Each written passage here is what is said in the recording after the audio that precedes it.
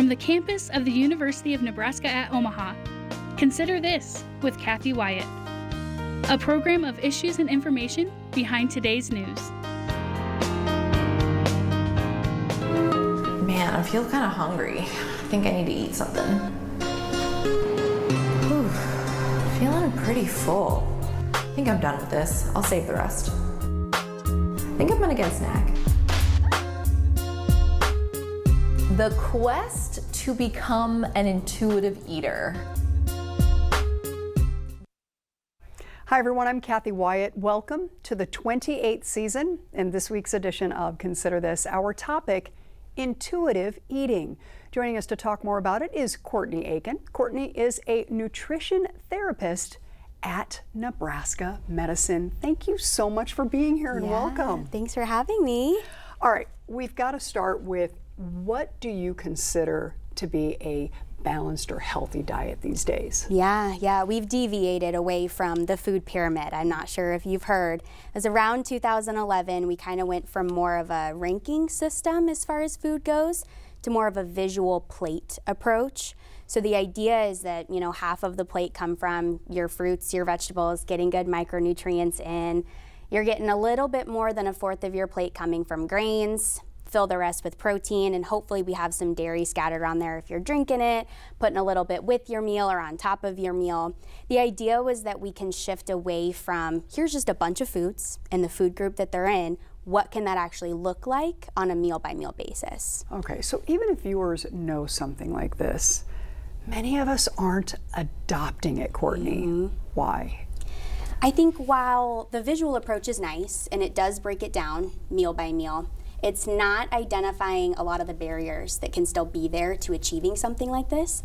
Financial, access to resources, knowledge.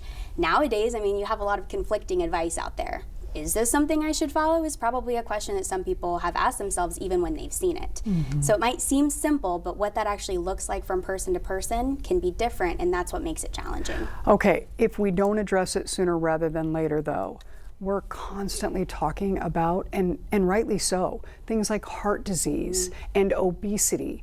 Where are we with those two health concerns at this point? Yeah, if you're not able to nourish yourself properly, it is putting you at risk for a lot of different chronic diseases. Cardiovascular disease is, leading cause of death in the U.S. One of those factors that can play a role in the development is obesity. I believe the most updated statistic I've seen is about 40% of men and women in the U.S. are obese. So you have to think, that puts an immense pressure on folks and their dietary choices, makes us take a step back and look, what are we doing? Are there things that we can improve on? Yeah, and I think taking that step back, it's perspective. That's everything, right? So people are listening to you and thinking, oh, maybe I should try that diet, but that is so much easier said than done, especially when you consider the barriers that you mentioned. Talk a little more about that. Yeah, when we're talking diet in the traditional sense that most people think of when they think of diet, you're adapting some form of restriction. You might kind of feel pressure to avoid certain foods that are known triggers or known to make certain conditions worse. But how to actually navigate that consistently, sustainably, and to maintain something like that can be challenging. I see this a lot where, maybe you're in clinic and there's been some sort of biomarker, some lab value, or something that puts you at a little bit more increased risk for the development of a scary disease. Let's say diabetes, for example. That's a scary thing to be brought to your attention by a provider. So then what do? You turn to maybe friends, family, the internet, social media, and they're essentially promising you improvement and avoidance of these really scary chronic diseases if you make X, Y, and Z changes. That might not actually suit you. Those X, Y, and Z changes might be very unrealistic and unsustainable, and therefore can just cause extra pressure and stress when it comes down to your food choices. And can lead to something called the dieting cycle. Yes, absolutely. So I was surprised. I was in my mind thinking, of something that just kind of happens over and over again, but this is a real thing. Talk about that. Yeah, it's essentially just that. This is coming from such an amazing place in folks. Again, they're scared. They've been essentially presented with this idea of, hey, you're on the brink of developing, or you have developed, and we really want to stop the progression of this disease. And they're presented with this idea of, hey, if you don't do this, or you avoid this, or restrict that, or cut this out, all your problems go away. That sounds amazing, right? And these people care about their health. They want to be around, and they just want to, make the right choices for themselves. Well, then maybe those restrictions or that particular diet that they found works for a couple weeks, couple months maybe if you're lucky, and then life happens. Maybe tragedy strikes in the family. Maybe there's celebration, destination weddings, and you no longer have control over the food that's in front of you, and you have to abide by and choose from what's available to you at that time. Kind of get thrown off the wagon, as some people might have heard before, and then next thing you know, you're like, well, if I can't follow the diet, then I'm just not going to worry about it. I'll start again next week, or I'll start again when I get back, or whatever that new start date becomes. And then you do, and things work out, and everything's fine, and then something else happens, because life doesn't stop just because we want to make specific changes. So that's that cycle of just, I need to follow this, I feel like I have to, I want to, I just want all of my problems to go away, I don't want to develop these diseases, but it's not sustainable. But they keep trying. They keep trying because they know it's important, but it just doesn't work out for them. Wow, this might be a good time to talk about, as we put up a graphic for our viewers, the two types of hunger. Yeah. You've got physical hunger. So that's the one that we typically know very well. That's very biological. You're talking, your stomach is growling, maybe you're getting a little shaky or low energy, and your body's asking for something. And we know how to treat physical hunger pretty well. You eat something, right? And then we have ideas of maybe what we should or shouldn't choose to eat. So all of that falls into that physical hunger side of things. Then you have emotional hunger, which stems a lot from things like emotional eating, which I'm sure a lot of the folks at home have heard of. We often think of it as like a negative, like emotional hunger is as a result of feeling poorly, but it can also be in a time of celebration. Just this idea of, you graduated, we're gonna have a nice dinner, and you eat things simply because they taste good. We have taste preferences typically, and so sometimes things sound good, not necessarily as a result of physical hunger, but as a result of emotional hunger. And it's trying to find that balance and what that looks like for you that can be tricky. So, enter intuitive eating. Yeah. I think this would be a good time to introduce it. When people ask you what that is, what do you tell them? It's tricky. I think there's a lot of common misconceptions about it. When you first hear intuitive eating, a lot of the phrases I've heard, a lot of what people have responded to me when I propose the idea is, I can't do that, I'll eat everything in sight. Or, I can't do that if I have, a bag of chips or candy in the house, like it's gone in a day. And that's exactly what intuitive eating is really trying to tap into. It's this idea of all food is on the same level playing field, honoring both the physical hunger side of the equation as well as the emotional hunger side of the equation, allowing yourself to navigate the emotions you feel related to food rather than suppressing it, which is what a lot of the common diets have really kind of, forced us into is, no, you can't feel those feelings. You can't just want to eat food because it tastes good. You have to eat food because of the physical aspects or what it can do for you. Food is fuel. That's all correct. But it's also totally fine to eat food because you think it tastes good. And emotional eating helps you find that balance where you're tapping into what you want, but you're intentionally adding what you need to both have the physical and the emotional side of the equation. Interesting. All right, so there are 10 key principles. We're going to put those up on the screen for the viewers. And as we're doing that, just from your perspective, what is really the takeaway here with the principles? Yeah, so I really think of intuitive eating as basically a giant puzzle, and everybody's puzzle pieces are going to fit a little bit different. It's what I personally find to be the most fun about intuitive eating and working with patients and folks with it, is what do those puzzle pieces look like? How do they fit together? And then coming together at the end to have a nice puzzle of just how to eat balanced and what that looks like for you. So to try to like say one principle, I guess, is more important than the other wouldn't be true. And it completely depends on the person. So it might be a couple principles, I should say, are something that you're like, yeah, we should really work on that. I found that that's something that's a big struggle for me. But then you ask the next person, they're like, oh no, I've got that down, but it's these ones. But I would like to note there are a couple principles. One is to reject diet culture, and the other one is related to the food police. I find those to be somewhat the most challenging for folks to navigate because it has a lot to do with external factors. Diet culture, you have foods that have been put on a pedestal or put in boxes, good foods versus bad foods, eat this, not that. Those are ideas that aren't necessarily always coming from us, that are kind of unsolicited advice that maybe we've gotten from people in our lives that have ingrained this rather overwhelming fear around and shame and guilt that can come from eating those foods.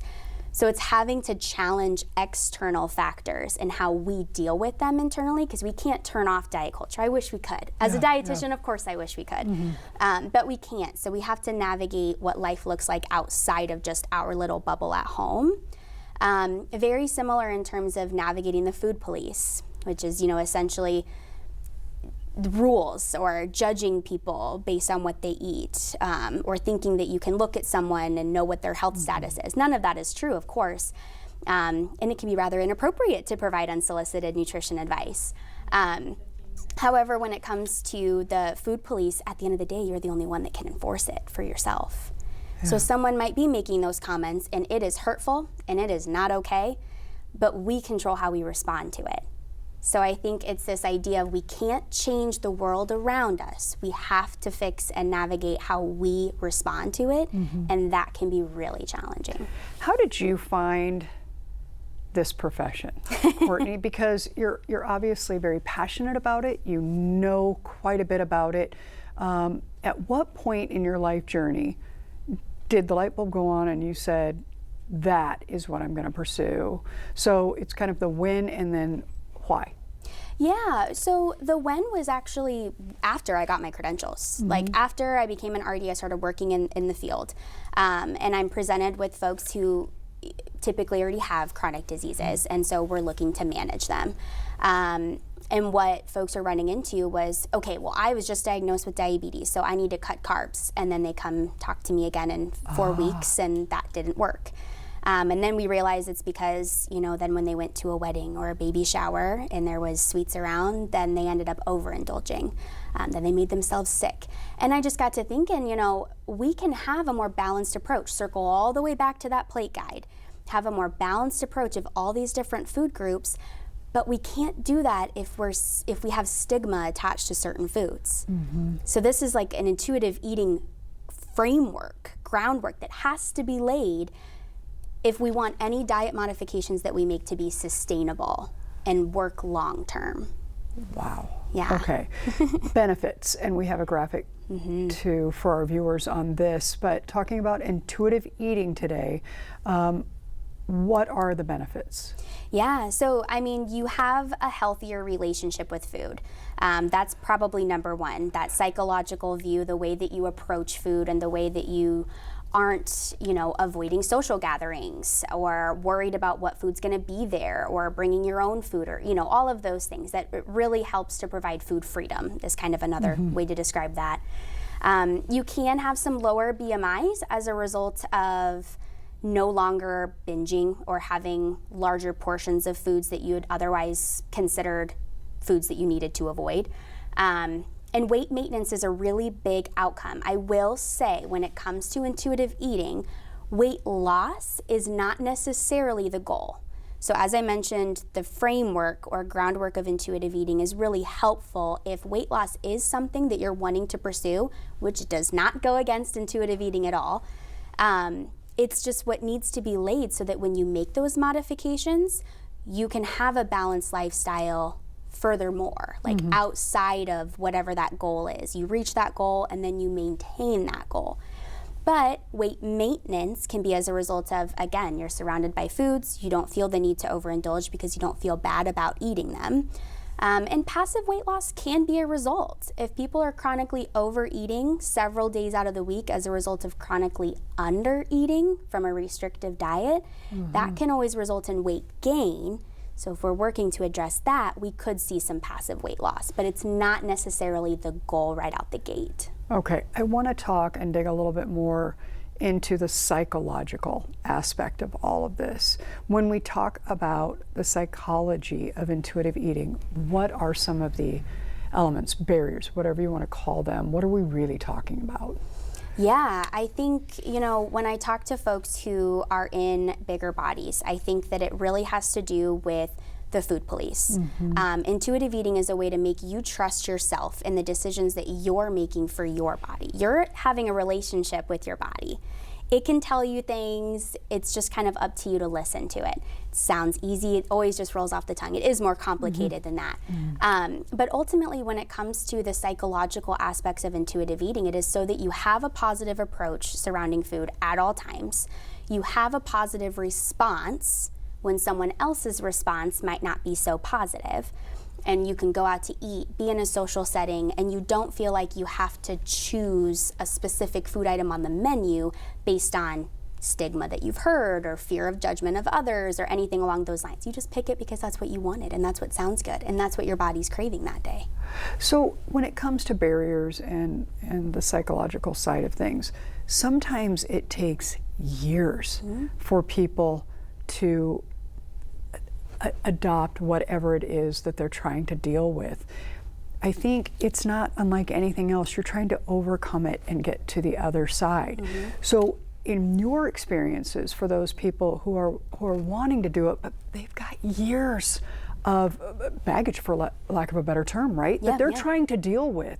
How do they get past that enough to be able to be open to this type of change that you're talking about? It is so hard because it's for some it's decades and decades of diet culture, essentially decades of restriction, and you're not just going to have one conversation with me and do a 180 and be like, oh my gosh, food freedom, again, I wish it was that easy, but it's not. I think one thing that really matters, there's an intuitive eating principle, gentle nutrition, and how I kind of define that is as a result of being patient and kind with yourself.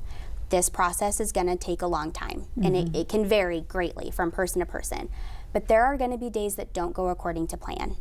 It's how you respond to that really matters. So if you have a day that didn't go according to your intuitive eating plan, the goal is not the next day to overcompensate with anything. It should not drive your food choices the next day. You've already worked to identify things that make you physically feel well and mentally and emotionally feel well when it comes to the food choices that you're making. Go back to that. Trust yourself. Things are going to happen. Life ebbs and flows. Things are not always linear. So just take it with a grain of salt and move on. So before we talk about how to get started with something like this, for viewers that are watching and thinking, I have tried everything, I may as well try this. Before they take that first step, they do have to get, we do have to get the psychological piece of it in order, and even the social. I was going to ask you about that too, when they're going to be going out and trying something different and their friends are there, right? So what is step one before we really delve into that? In your mind, what is that first most important thing that we have to be able to accept before we can move forward? It's a really good question. I think being open-minded and knowing that not everyone's experience is going to look the same. It's a really tough pill to swallow, but it's true. So if you're going into it with an open mind and kind of just, it's going to look however it looks. I'm not going to go with any expectations. I'm going to be kind. I'm going to be patient with myself. That is going to serve you well, especially when there's other folks involved who maybe do provide that unsolicited advice or opinion, to have you take a step back and be like, you know what? Nope, I knew this was going to happen, but I'm confident in what I'm doing is what's best for myself. Okay. Is there anyone who shouldn't go down this path?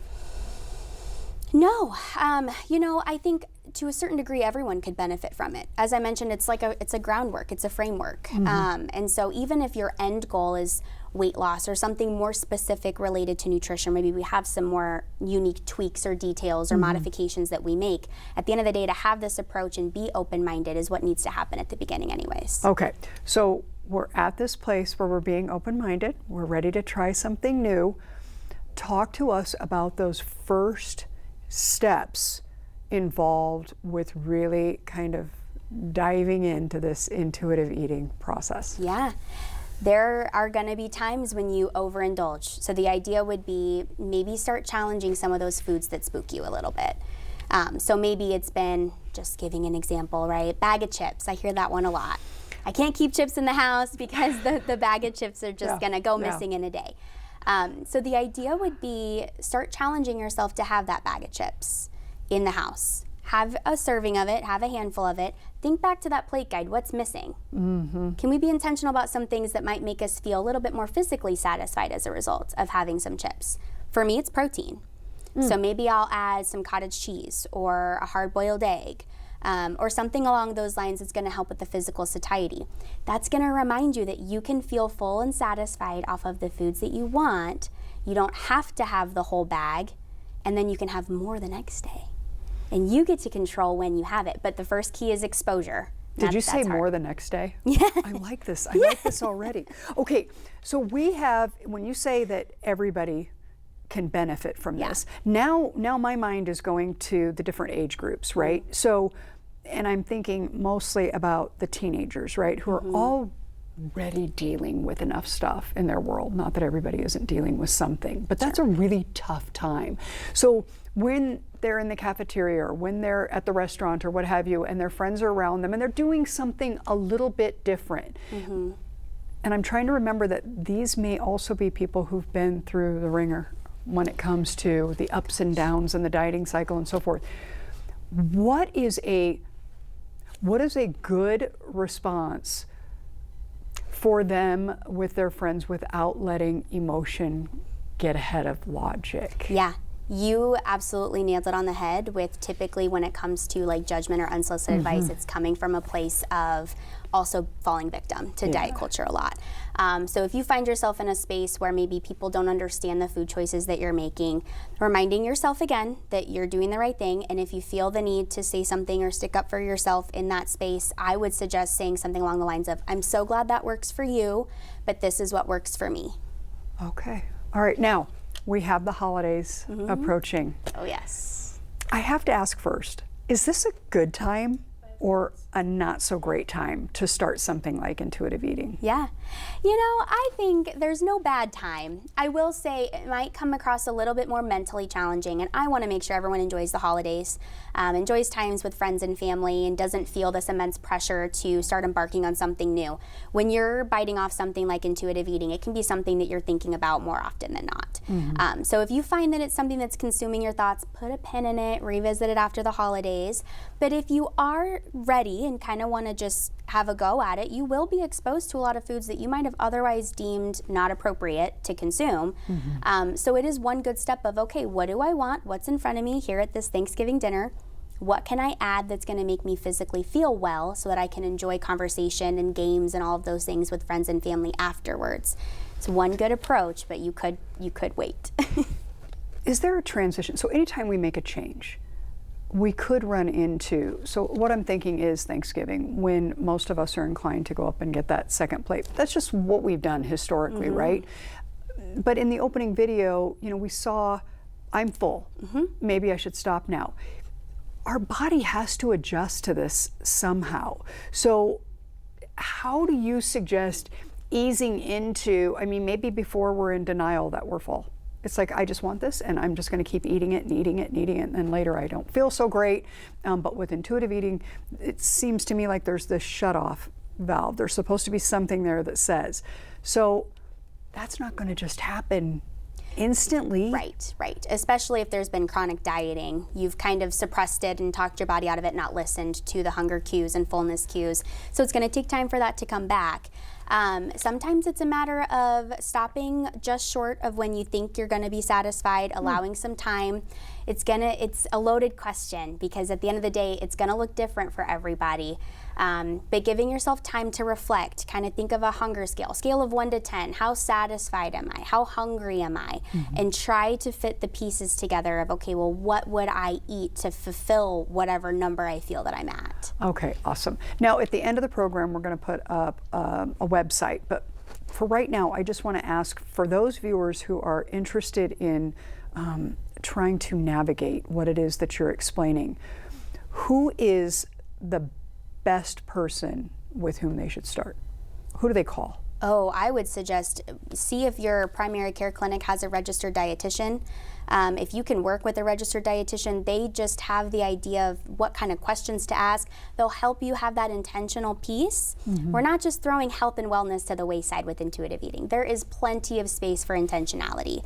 So dietitians can help with that, but they can also help with probing with some questions that might spark some ideas of, oh, I didn't realize this was a mindset I was having, and then we can work to navigate it. So find a dietitian near you. That would be the best person to work with.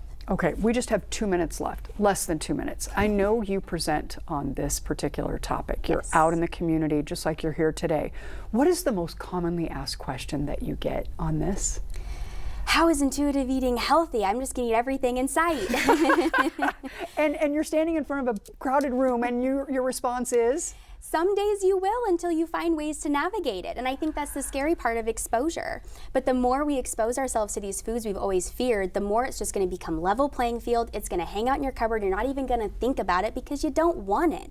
You want it now because you've told yourself for decades you can't have it. So now we need to start challenging that so it can coexist with us and we have control over what we eat, when we eat it, and how much we eat of it. Okay, I'm going to ask you for like 15 seconds of your final thoughts, but I'm going to put this graphic up for our viewers first for more information. They can go to nebraskamed.com and navigate your way through to someone like Courtney. We've got like 15 seconds. We're talking about intuitive eating. What is our takeaway from this program today? That it's a process and it is not one that you need to do alone. I really highly suggest talking to a professional about it. It is helpful pre any sort of specific diet modification. I don't care what your diet goal is, we can get there. Intuitive eating will be helpful regardless of what that goal is. Courtney Aiken, thank you so much for being here, sharing your time and thanks for talent, having me. and best wishes to you moving forward, changing the world. We appreciate all that you're doing and those folks over there with whom you're working. Yeah, you bet. Thanks to our students who are working so hard behind the scenes, and of course, to all of you for watching. We'll see you next week.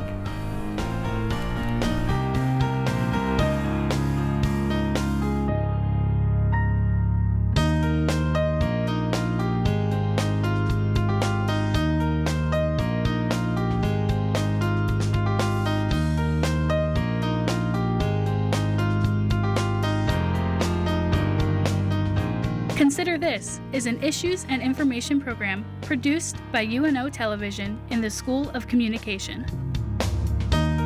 More information and program archives can be found at nebraskapublicmedia.org/considerthis. If you'd like to share your comments about this program, call the UNO School of Communication at 402-554-2600 during regular business hours. Or send an email to cwyatt@unomaha.edu.